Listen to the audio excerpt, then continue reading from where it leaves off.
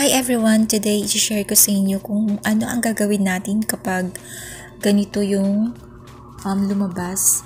Kapag kailangan mo siyang i-delete yung bank account mo or kailangan mo mag-update ng bago.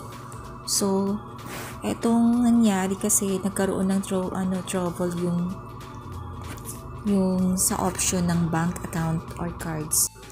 So, ayun, wala siyang option na lumalabas dito kapag i-click mo.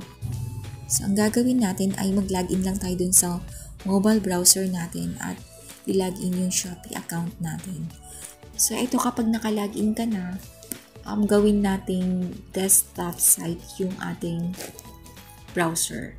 So, click mo tong tatlong dot na nasa taas. Yan, tapos click mo tong desktop site.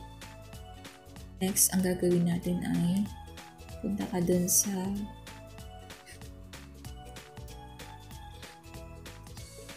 ka dito sa account mo.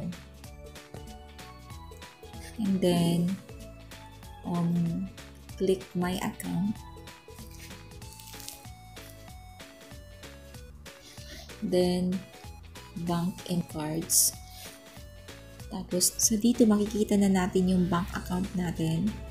And then, dito sa right side, sa dulo, dito na makikita na natin yung delete na option.